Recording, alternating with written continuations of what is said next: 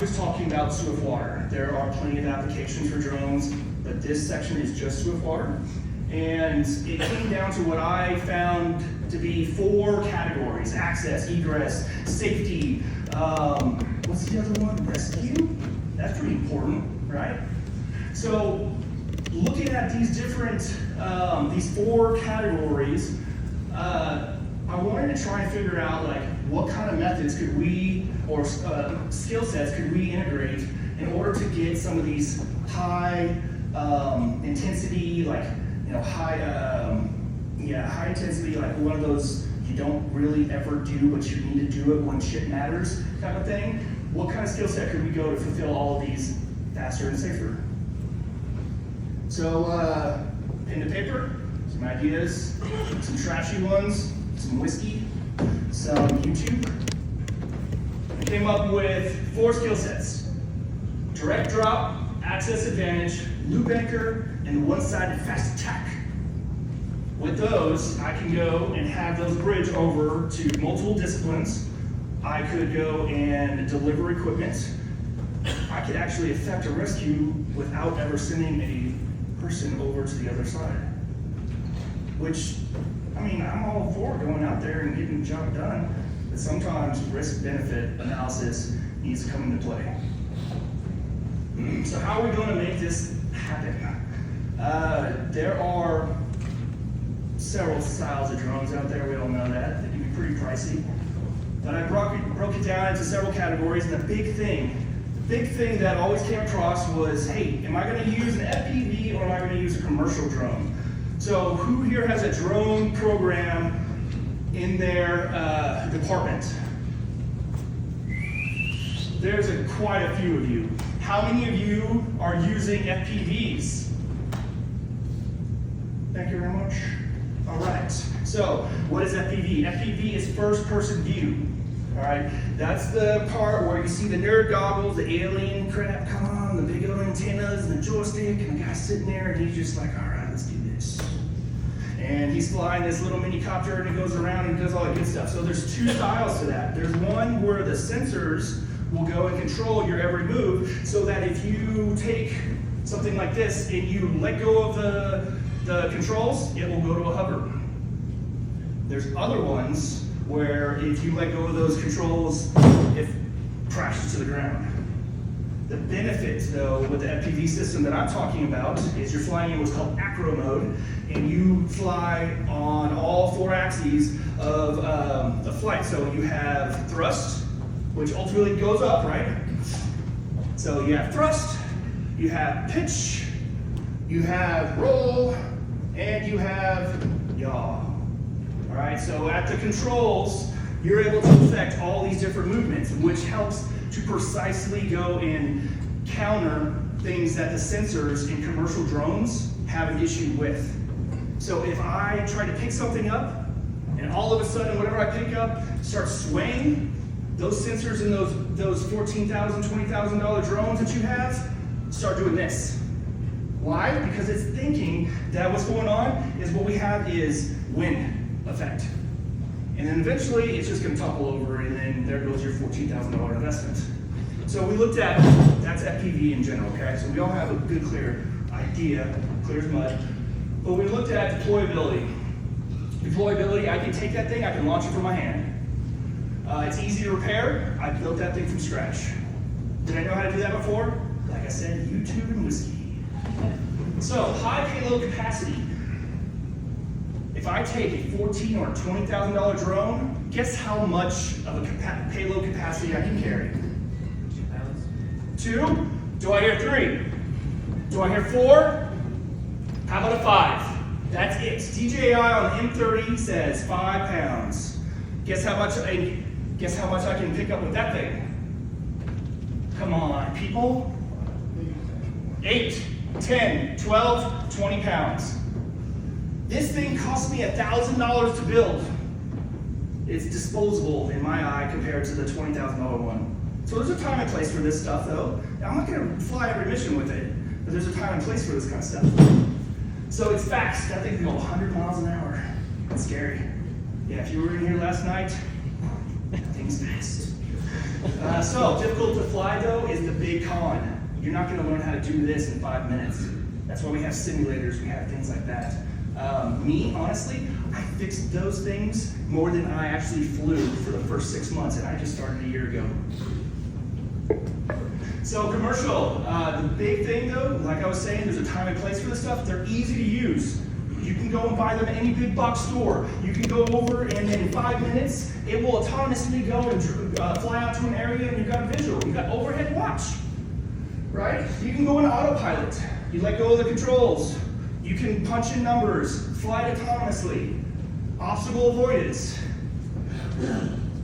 Slam, it'll stop you at 10, 15, 20. You can set the barrier up, down, and around on any of these commercial jumps, which is great, right? But when you want to try and launch on something that has a canopy, that ain't gonna happen. So what we have over on the against the shores, that kind of stuff, we have a bunch of canopy, that kind of thing. But the big thing, the big con for commercials are they're fragile. If I tip that thing over, break an airframe, that thing's out for 5 weeks. That thing's gonna cost me over $1,000 just to fix it. All right. All right, so let's get back into this. So direct drop. So what is direct drop? Point A to point B. Fly it up, fly it over, drop it. That could be used where we can, during this whole thing, we came across this product that it hasn't been released yet, but it is awesome. It's called the Quick Collar. What is that? Essentially, it is a cinch collar with a flotation device around it. It can be used in ice rescue, it can be used in the water rescue, all kinds of different things. But in this scenario, what we were using this for is in the city of Austin, we have a bunch of lakes. They're actually rivers, but we call them lakes, whatever. But if I have someone who's been paddling out, tired, they want to come back in, and they call 911, I got to send a rescue swimmer over there, or I got to go and confiscate a kayak, I don't know, whatever. But there's all these options, and they're just kind of, a lot of the time, it's silly. I can grab one of these, attach that rescue collar on it, attached to that is the rope, launch it, send it out. I can go 500 feet away, 600 feet away. Drop it, it expands into a nice big old flotation device, and just reel them in. I don't have to go out there. That's not the rescue I'm talking about. But that's something that I can do now.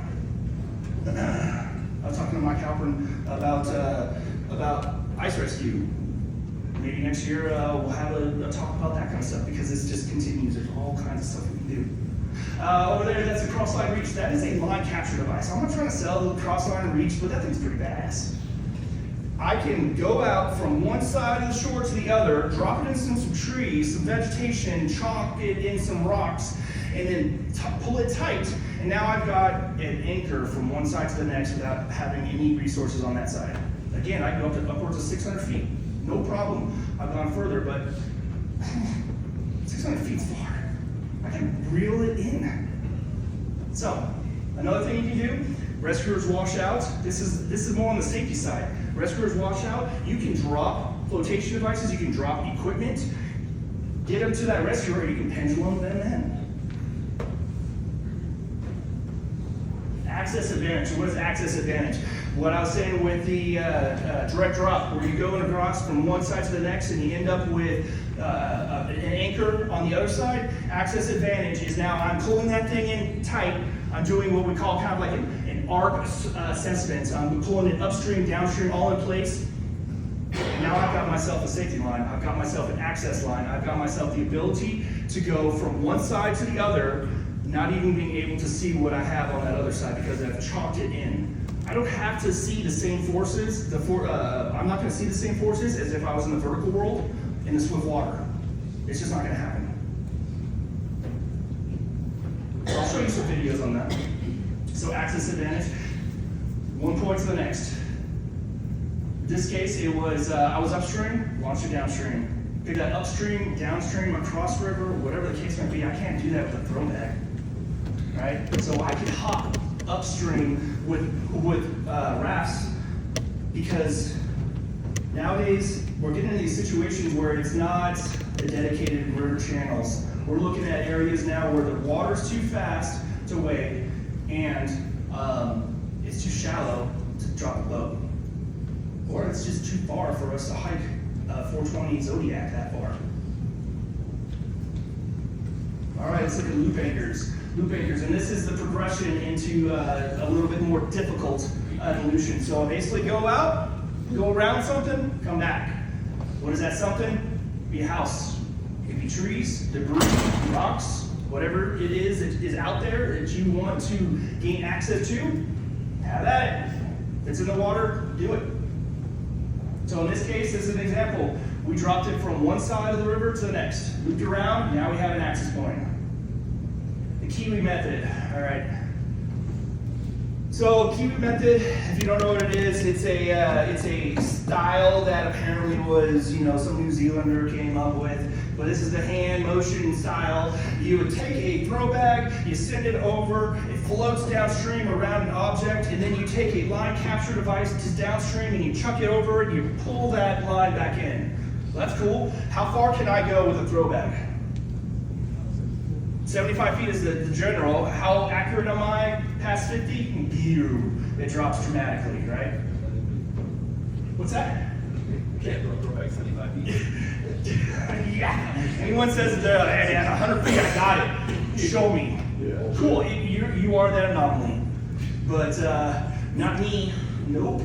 So the upper left-hand corner, that it was one that we threaded between two trees. So we can precisely put these lines where they need to be. We can do it at mid-channel. We can then send a boat out. I can send that boat out without someone. I can hook a control line to one side, I can kite this thing, I can drift it out, I can do whatever I need to. I don't have to send that dude out there, but I did, because I could, I wanted to. But that's Mitch, he's our Chilean friend. All right, here's the coolest thing. This is by far, to me, the number one thing that I think wins badassery. All right, one-sided fast attack. This is the Fast and Furious. I need to get in there, rip time, right? Let's go out there and let's effect a rescue. So two different styles. This right here is using the quick collar. Okay, that thing that I was telling you about, you drop it in, water activated stitch collar. All right. How far do you think it is? You see that boat in the little hand corner? The little left, right hand corner? How far do you think it is to mid that island? Guesses? 90 feet, that's a pretty good guess. Yeah, it's about 90 feet. So, that's actually spot on. Yeah, that's a good That's actually spot on. This is Stanislaus in California. I may be mispronouncing it, but I'm from Texas, okay? You're welcome. So, that's not enough. Anyways, let's look at what the quick collar can do.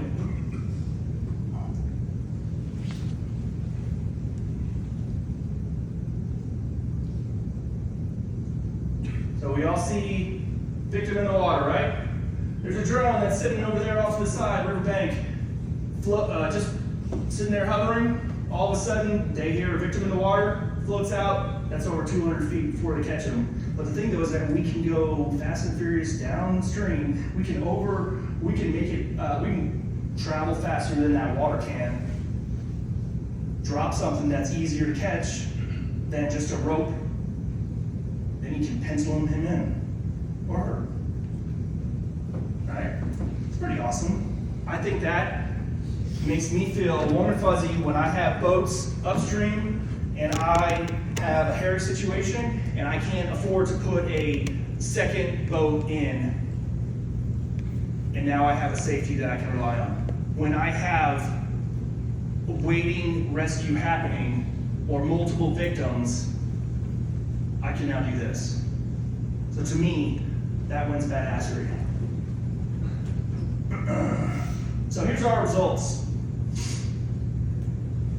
Deployment of floating static rescue rope, 1/4 inch and 3/8. I didn't really talk about what it was that we were looking at with the ropes and the different styles, but essentially we looked for something that was light. It was slick, because we don't want it to catch on anything. It was strong, and it floats. So majority of it was that 1/4 3/8, used 5/16 poly water line, and that we can confidently say over 400 feet we are good to go because we sent this thing twice that at some points. And not only dry land, I mean water, dealing with drag, with the belly, dragging this thing off to the side. Delivery of inflatable rescue collars, all that good stuff. We can confidently say, you can go out there, you can drop this thing way further than a throw bag to present to a victim, and then you can pendulum them over. Remote access, mid-channel rescues, one side of the river. That's the big thing. I can do this on one side, right? And I can do it fast. I can present that line with precision for midstream if I have any obstacles or anything that I can work off of with precision. The quick access methods are now something that we can do this all far distances, right? And safe swimmer access lines, you know, throwing around a line around a bunch of trees, stuff like that. If you feel like, hey, I'm gonna go and wade out, get someone, well, now we can throw a safety line out there just in case you slip, fall, trip, whatever, so you don't get washed out. We can do it fast. All right, that's what I got. And